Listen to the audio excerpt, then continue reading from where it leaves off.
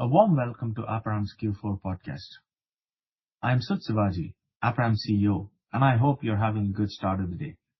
Today, together with Nicolas Changeau, our Chief Financial Officer, we will discuss our fourth quarter performance, current trading, and outlook for the first quarter. But first of all, I want to share how honored and energized I am to officially step into the role of Aperam CEO at the beginning of 2026. Thank you for sending me your kind wishes. Now is a crucial moment for Aperam.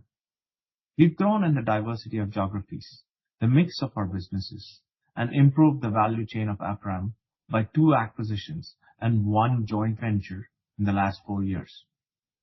This happened in the middle of a world in turmoil as companies continue to shrink and disappear. Today, I'm motivated and absolutely confident that the strength of our global team will continue to drive Aperam into a successful future. But now, you're interested in our Q4 2025 results as well as our guidance. I will also take the opportunity to introduce you to the next phase of our strategy. As always, we will host a conference call later. The start time is 2 p.m. Central European Time, and we welcome your questions then. The link to register for the conference call is available on our website and on the last slide of this podcast presentation. Aperam is providing the following information as part of its earnings release documentation. This material supports our quarterly financial reporting and, where applicable, our disclosure of regulated information. Please take note of the disclaimer on page 2. Starting with the highlights and the development in the fourth quarter of 2025. As expected and announced, this quarter was very challenging, but our guidance was supported by the strong focus on self-help. Despite a challenging macro environment across all businesses, I'm delighted that we delivered a solid trough EBITDA thanks to structural improvement from the Leadership Journey Phase 5. The trough quarter showcases Aperam's inherent competitiveness gained via the Leadership Journey. We delivered 30 million euros in gains in the fourth quarter. More importantly, we've reached 195 million euros of our 200 million euros target. This means the original 3-year plan was completed already in just 2 years. On the businesses, let's begin with Europe. We saw the seasonal volume upticks in Europe, though conditions remain tough in terms of pricing and margin. In Brazil, performance was impacted by seasonality as expected and the scheduled annual maintenance, but also from some price pressure by non-stainless imports. Alloys was impacted as well by repair and maintenance of a key asset as guided, but the asset is back in operation now. However, oil and gas as guided remains weak. The good news is that Universal is fully on track to deliver the synergies of 27 million euros over 5 years. Imports reached, as in the last quarter already, the 25% mark. 25% imports at the low cycle is a high number and makes it clear that action from the European Commission is welcome and necessary to ensure fair competition. We also delivered benchmark cash performance with an operating cash flow of 422 million euros and made a big step towards deleveraging. Thanks to the efficient working capital management, we achieved a net debt reduction beyond our initial forecasts. Moving to the next slide to talk about the different end markets. For Aperam, the construction sector is important, but the outlook remains unchanged and only the heating market is showing some recovery. The German spending program will materialize, but this will take some time to be visible, especially as it is late cycle demand for stainless. The construction sector in Brazil marked a stable development. Consumer goods are stable. The focus is today on necessary replacements, but not additional demand. The automotive sector is characterized by discussions on system transformation towards electric vehicles. As a result, customers are unsure about these decisions and also driven by a weak economy. The momentum in the car production is not yet picking up. In Brazil, the development is definitely healthier, especially the truck sector is developing positively. Demand in food, health, and catering is flat, however, below a normal level. The industrial demand shows an increasing momentum in Europe. A return to standard level is possible. In Brazil, demand is solid, but the oil and gas segment continued its weakness. Aerospace is growing, and manufacturers have full order books apart from the short-term economic outlook. The issues at Boeing are homegrown problems, but the production is recovering now. As a result, destocking along the supply chain will happen in 2026, and we believe helping our specific demand as we go into H2. As mentioned already, imports into Europe kept a high mark of 25%, and this is happening in a time of low demand. Inventories even decreased further in Q4 on the distribution supply chain. Moving to the next slide, I'd like to directly address three topics currently defining our conversations with the capital markets. Nickel price volatility and evolving EU regulations regarding trade defense and CBAM are not just topics of interest. Especially, EU regulations are potential structural shifts that define Aperam's competitive landscape heading into 2026. Let's look at nickel price development. After a period of stagnation and oversupply, we saw a significant surge in the final weeks of 2025 into 2026. And the rally, also for other metals, continued in January, and the nickel reached even more than $19,000. Now, the nickel price has come back from the speculative spike into the area of $17,000, but it remains highly volatile. For Aperam, our message to the market is one of stability on nickel. While these price swings often cause ripples elsewhere, the impact on our valuation is limited. We use LME-grade nickel primarily only in our alloys and specialty segment, where they are suitably hedged. Furthermore, because scrap prices, our primary input, do not correlate directly with LME, but rather follow their own supply and demand fundamentals, pure nickel volatility has a negligible effect on us in the short term. Now, if nickel prices stay up permanently, it will influence Asian raw material and stainless prices, thus having an indirect effect on our business. Coming now to the regulatory environment. Of course, we are closely monitoring the safeguard and trade defense measures proposed by the European Commission and had many meetings and discussions in Brussels last year. While several details are still being finalized, the trajectory is clear. These measures are designed to prevent unfair global trade practices in the European market. We anticipate these measures will officially kick in by July 1st, 2026. Consequently, we expect to see a positive ramp-up in our earnings throughout the second half of 2026, as many of you seem to have already factored in. Finally, the most transformative shift, the Carbon Order Adjustment Mechanism, known as CBAM. As of January 1st, 2026, full enforcement is happening. CBAM is a very important milestone for Aperam. By looking at the carbon intensity of imports, the EU is finally leveling the playing field. As a leader in low-carbon stainless steel production, our competitive advantage is now backed by legislation. While the first half of 2026 may see some noise due to an import surge at the end of 2025, the long-term outlook is resoundingly positive. We expect the cost of carbon to be reflected in the price of imports. But the effect is ramping up slowly, and the impact on our earnings in 2026 will depend on importer behavior. If they choose to ignore the risk, we clearly expect that they will pay the default values as duties in 2027 retroactively. I suggest you watch the video we have prepared for you about our position on CBAM and clearing some myths around it at the end of this call. Now, I will hand it over to Nicolas. Bonjour to everyone. Let's start with adjusted EBITDA. In the fourth quarter, we delivered 67 million euros, where we guided in a decrease compared to 74 million euros in Q3. The fourth quarter faced challenging conditions, in particular price pressure in Europe, weak oil and gas, and the repair of key assets for alloys, as well as seasonality and maintenance in Brazil. However, thanks to our Leadership Journey 5, as mentioned by Sud, we have been able to improve our competitiveness, staying ahead of competition. You will notice also that we had in the fourth quarter exceptional items amounting to 28 million euros.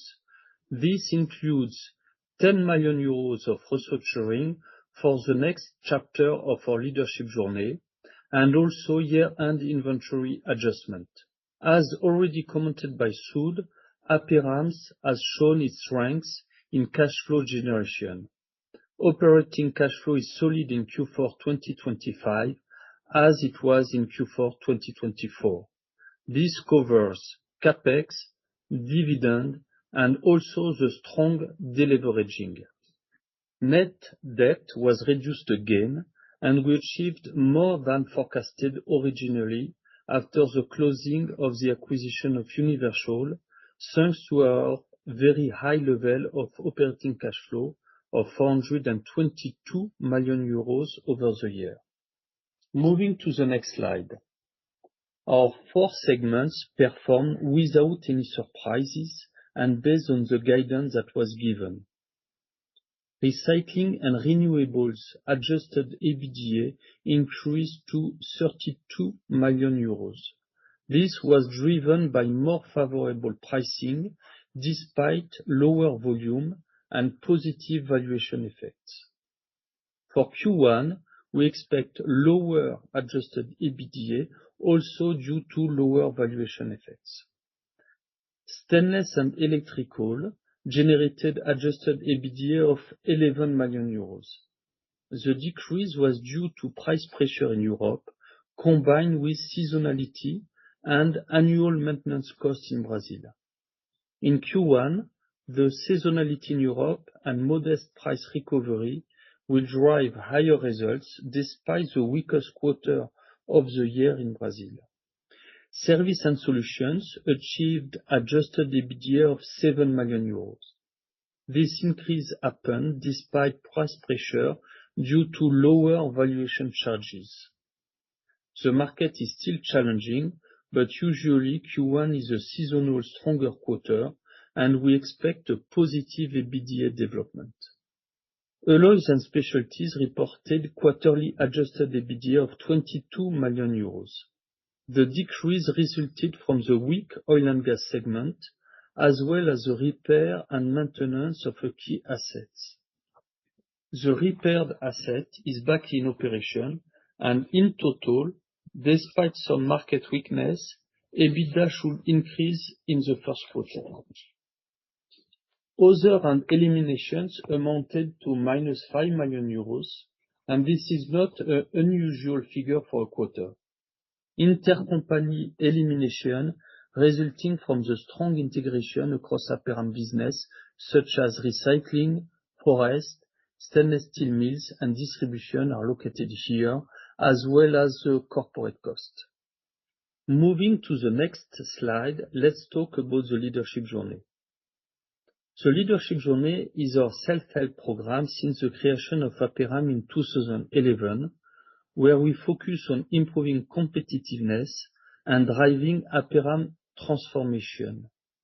It has 5 phases, with the phase 5 plan in 2024 to 2026 focus on efficiency to mitigate the effects of substantial global inflation, cost increases in Europe, while ramping up key assets in Brazil and in alloys. Thanks to the gains generated in Leadership Journey phase 5, we were able to remain profitable and competitive, particularly in Europe, despite intense market headwinds. Also, as mentioned by Sud, in Leadership Journey 5, we reached the entire 3 years goal in the first 2 years. Thanks to this early achievement, we are officially launching the next chapter, phase 6, with focus on value growth, by leveraging our integrated value chain and innovation. Let me introduce further our new leadership journey phase 6. Leadership journey is not only a simple cost management and efficiency program. Our self-help program leverages every link in our value chain and entails structural transformation. We are not just weathering the cycle. We are re-engineering our business to lead it. Phase 6 is based on 3 critical foundations. First, synergies. We are generating even more value from our differentiator in the market, our integrated supply chain. In Europe, we intensify the cooperation between the different segments, from scrap as a raw material over the mills to the distribution in service and solutions. In addition, 40% of our alloys products are running through our European stainless mills. Also in Brazil and at Universal, we will unlock further synergies with the recycling and renewables segment. By optimizing this one Aperam approach, we ensure that our operations stay competitive and cash positive even when the market hits the low cycle. An important proof point for this is also in terms of the synergies net working capital employed. As demonstrated in 2025, we continue to optimize net working capital between our units. In addition, we will streamline our SG&A across the businesses to remain cost efficient and ensure resilient margins in a volatile macro environment. Second, we are redefining circularity.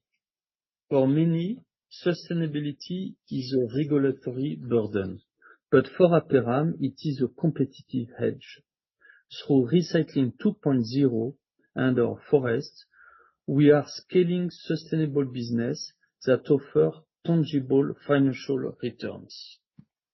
Recycling 2.0 is where we are investing in our footprint in recycling with 3 objectives: consolidating into a more efficient hub and spoke model to serve our key clients, to use digitization in Europe and the US to improve synergies with our mills, and lastly, investing in automation and productivity to become the state-of-the-art recycler for aerospace alloys in the US market.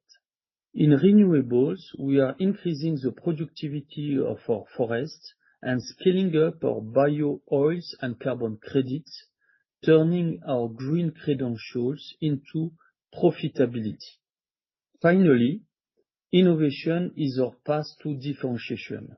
We are moving up the value chain, from bio-oil to high-tech OLED screens, by expanding our alloys footprint into aerospace in Europe, developing our electrical and electronics engineering offerings, and growing further in the energy sector. We are focusing on innovation to ensure our product mix drives value in new markets. By the use of robotics and automation in our production and AI agents in our commercial and distribution, we see clear benefits across all our businesses. You can see on our website 2 recent patented examples of innovation.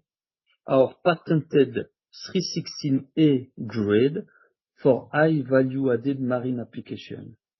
It is a low-cost, low-carbon footprint stainless steel grade, replacing 316L in all applications.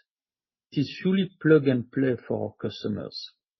Another recent patented innovation is our Slinky solution for electrical motors, increasing performance, reducing size of motors, and reducing waste for customers. To bring it together, Leadership Journey Phase 6 is about finding value in our supply chain through synergies between the businesses which work well together. through scaling our recycling and renewables platform, and vitally, growth with innovation across all our businesses. We are building a business model at Aperam that is more circular, more innovative, and thus more profitable across the entire economic cycle. Coming now to the update on net financial debt. Our promise, after the successful and really fast closing of the Universal acquisition, was deleveraging. Starting with a peak at the end of Q1 2025, just after acquisition, we have been able to generate cash for CapEx, for attractive dividends, and 257 million euros to reduce net debt to less than 1 billion euros. Originally, the target was to deleverage by 200 million euros. Despite the challenging market conditions, cash generation was successfully achieved, also in the low of the cycle. This development is driven by our cost leadership and the ability to generate cash also in difficult times, helped by effective working capital management. With the financing we did, the balance sheet is stable and the mid and long-term financing of Aperam secured. We were in the fortunate position of having excess demand when raising debt. This underlines our strong position and credibility in the capital market. Our focus will remain on cash also in 2026, and we will continue to earn the dividend for our shareholders during the lowest of cycles without raising debt, fund our transformation, and be ready for the recovery whenever it happens. I hand it over to Sud for the outlook. Thank you, Nicolas. As Nicolas has explained, we want to focus on growing the value of our integrated supply chain inside Aperam. Now, I'm thrilled to go a step further. At Aperam, we want to look beyond the next cycle. This is why we invested in a modern cold rolling mill in the middle of COVID, or in 2023, invested in the hot rolling mill in alloys. In this tradition, I would like to announce transformational investments in our European footprint across our businesses. Firstly, on stainless, we have 3 investments planned. First, we plan to invest in a new automated cold rolling mill in Genk, Belgium. Genk today offers our entire stainless product portfolio, capturing the upside in high cycles or when the trade measures become effective, and providing us an efficient integrated site with cost advantages in low cycles. We are investing in a revolutionary annealing technology in Châtelet, Belgium, which will save us energy costs, reduce our carbon footprint, and provide us with flexibility in our annealing capacities. And we are investing in our cold rolling mill in Guignon, France, to develop the site into a center for specialties, processing alloys already, now moving to specialty stainless, specifically moving into energy and heat efficiency applications. In alloys, we will invest in a new vacuum induction melting VIM furnace complex, debottlenecking our upstream for specialties. As is today, the mills of Stainless Europe will continue to provide the downstream capability for 40% of alloys material flow. This synergistic development will help us capture the growth in aerospace in Europe, energy, and electrical and electronics engineering applications. But why now? It is a clear strategy. Europe is a key market for us, and we believe that we should prepare for the future with modern technology that can compete with the best in Asia and create value by being the fittest. With the coming trade defense measures and European investments in energy and aerospace and defense, the upside is tangible. But we want to build an Aperam that capitalizes on its efficiency and the ability to serve the customer demands across the cycles. We are investing in these modern automated tools that can, in low cycles, ensure our operations remain the most efficient and cost-effective in the market, in high cycles allow us to capture maximum upside and better reach the market and deliver growth in the specialties market in both stainless and alloys. The investments kick off in 2026 and ramp up into 2028, except the alloys investment would need until 2029. We expect a cash outflow of 160 million euros across these projects over the next 3 to 4 years. I would like to remind you that we expect at least a 15% IRR on our investments. As always, we will keep you posted with these updates as these investments start and develop. As you can see now, Aperam is not just reacting to the market. With these investments, we are forging our future in Europe and for Europe. Moving to the next slide, I'd like to conclude with the outlook. Having 1 month of 2026 behind us, the development of Q4 2025 has continued. Underlying demand, apart from the seasonal development, remains stable, albeit at a low level, and that visible spark of momentum everyone is looking for is still missing. But the good news is that in Europe, in alignment with historical seasonal patterns, we anticipate an overall increase in shipment volumes throughout Q1. While Brazil is currently navigating its seasonal low, seasonal higher demand in Europe will be the driver for the quarter. Alloys continue to deliver EBITDA at a stable high level, despite the oil and gas weakness and the wait for Boeing recovery. Also, in 2026, net debt should decrease, but not in the first quarter due to capital needs for more working capital based on our seasonal higher activities. In total, we expect EBITDA in Q1 2026 on a higher level compared to Q4 2025. With Brazil seasonally returning in Q2, we expect to see a further recovery. This, combined with our leadership journey contribution, gives me the confidence to guide to a quarterly 100 million euros run rate in H1 2026 for Aperam, but in 2 steps. Please be aware that we start slowly into the new year and speed up later. As discussed at different points in this podcast, we expect to see additionally some positive effects in H2 from the trade defense measures starting in July. Now let's look into our transition into 2026 and beyond. Now this slide is more than only a financial roadmap. It is a testament to the value we have built and the growth we are now positioned to capture. We've navigated the low cycle with discipline, and we've built a more cash-generated business model with our differentiated value chain. Firstly, our strategic diversification beyond stainless. While stainless remains our heritage, our future growth is significantly more spread out. Through Leadership Journey Phase 5, we have successfully developed our alloys and our recycling and renewable segments. Between 2020 and 2025, the addition and growth of these 2 segments has contributed to an additional 130 million euros to our annual EBITDA.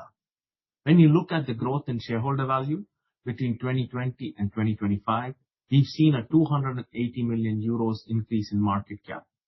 But more impressively, the additional EBITDA in alloys and recycling renewables equals to 810 million euros EV when applying our historic multiples. Now, on top of 2025, with the future upside of the development of Universal, we see further 400 million euros in value on the horizon. As I've explained, our investment to debottleneck the upstream in the alloy segment with the new vacuum induction melting furnace will be a cornerstone of this continued value through innovation as we look to power the sector growth in aerospace, energy, electrical and electronics engineering. As we continue to build Aperam further, our focus has not diverted from fortifying the foundation. In 2026, we generated 422 million euros in cash flow from operations. This disciplined cash focus allowed us to bring net debt below the 1 billion euro mark. By deleveraging now, before the next upcycle, we've ensured we have the balance sheet strength to be opportunistic and capture the gains when the market turns.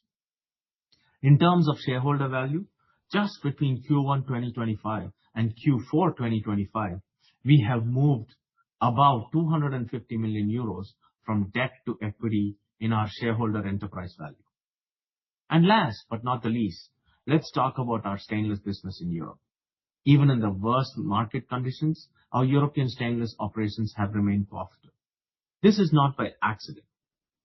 Through continuous improvements in cost competitiveness and productivity, we've ensured that our low cycle floor is higher than before and has resulted in the European cost leadership. In fact, our stainless and electrical segment is delivering a run rate of 150 million euros even at the bottom of the cycle. This gives us confidence to invest in productive new tools, to capture the upside resulting from a stronger trade defense, to diversify into high-value specialties, and to have modern tools with low cost defending our competitiveness in low cycles. I wanted to conclude with a simple analogy.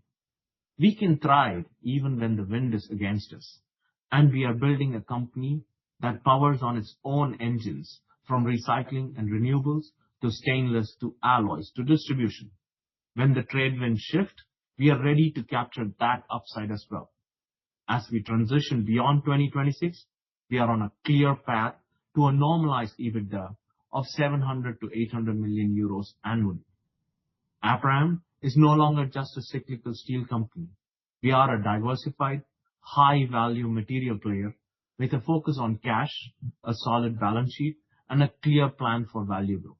Let's look into the future together. Starting next week, we'll meet investors. Nicolas, the investor relations team, and I will be on the road, attending conferences and carrying out roadshows. As you can see on the slide, we have a full schedule to be available at many locations in Europe as well as in the US. All of us are looking forward to meeting as many of you as possible.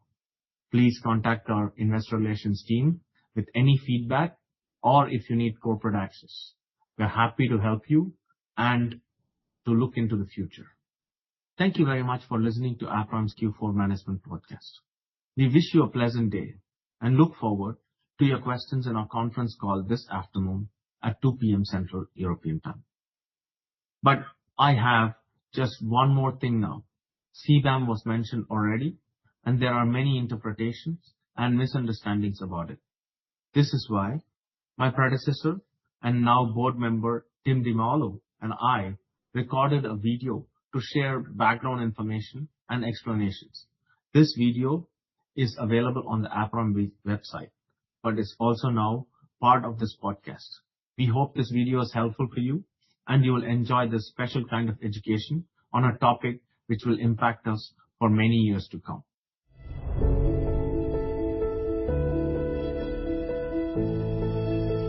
Hello everyone, I'm Sud Sivaji, CEO of Aperam. Today, I'm joined by Tim DiMaolo, our board member and our strategic advisor for public affairs. Welcome, Tim. Thank you actually for joining us today and taking the time to discuss an important topic. We wanted to address a topic which is very important in the discussion in the steel industry. The Carbon Border Adjustment Mechanism, or CBAM, which is being introduced by the European Commission and causing a lot of questions amongst our different stakeholders. So Tim, to start off, may I ask you, what can you briefly tell us what CBAM is? Thank you, Sudha. So CBAM is the European Carbon Border Mechanism under the European Green Deal. It makes sure that imported goods reflect the carbon cost of their production, just like European producers have done under the EU ETS, so the Emission Trading System, which is in place since 2005, and supports the European targets to cut emissions by at least 55% by 2030 and reach climate neutrality by 2050. So specifically, CBAM applies to direct emission, so the scope 1 of steel production, as well as for certain emission of key precursor materials, which are part of the scope 3, such as the ferronickel and ferrochromium. This applies only for stainless steel. In practice, the CBAM encourages producers outside the European border to adopt more sustainable practices. So conditioning market access on lower emission is not just compliant, it's about promoting global decarbonization. That's great. So Tim, when exactly does CBAM come into effect and why is it so important for the European industry?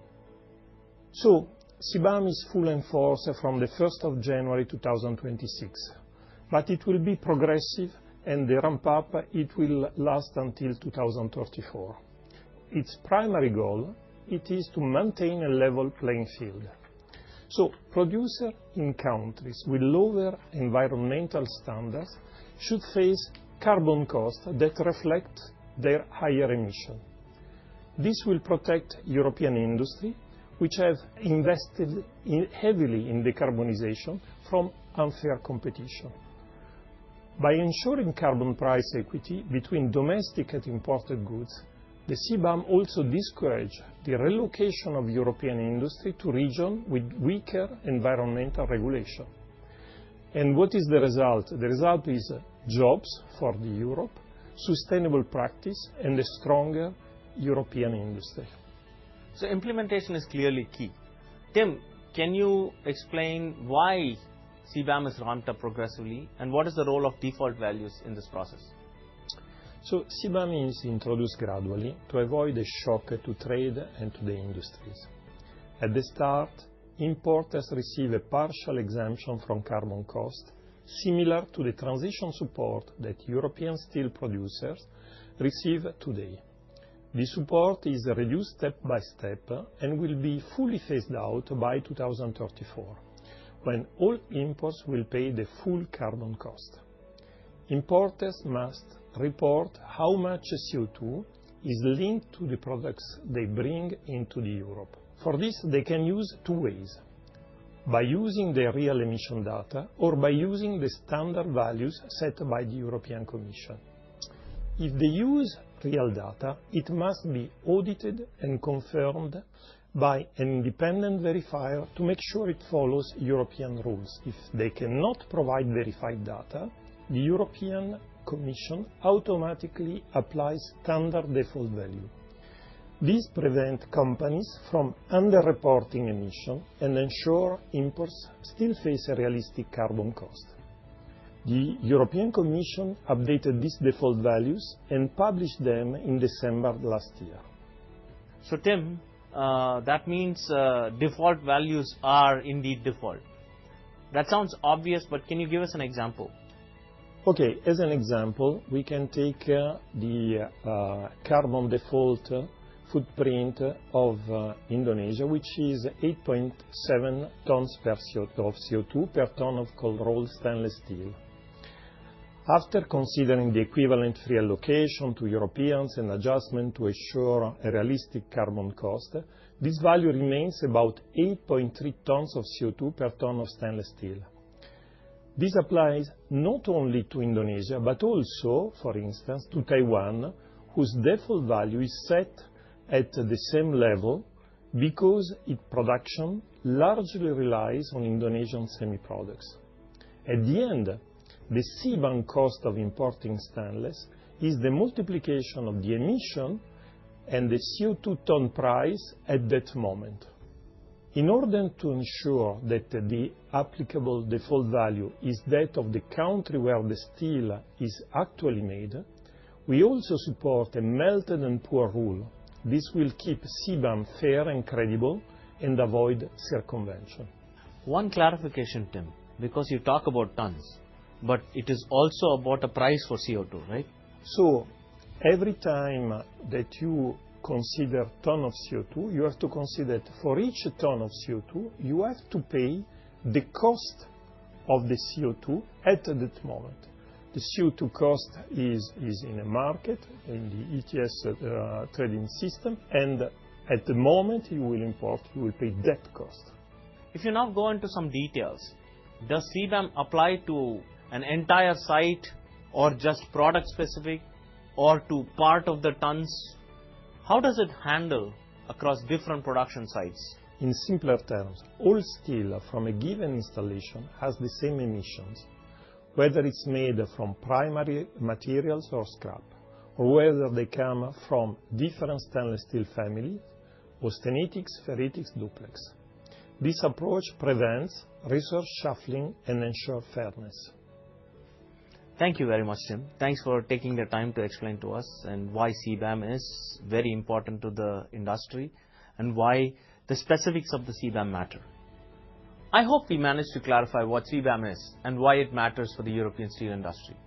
I would like to add that as a leading European stainless producer, Aperam has long prioritized sustainability and reducing greenhouse gas emissions. CBAM is sometimes mistakenly seen as a protectionist measure, but this is entirely incorrect. Its purpose is to promote efficient energy use and reduce the global carbon rules. In line with CBAM rules, if a country produces stainless steel at the same European standards, they should not and will not be subject to CBAM costs. An effective CBAM is crucial to restoring a level playing field, ensuring all producers contributing to the European market meet equivalent environmental standards. It supports the EU's climate objectives while promoting global sustainable practices, reinforcing both environmental responsibility and industrial competitiveness. At Aperam, we remain committed to sustainability, transparency, and responsible growth.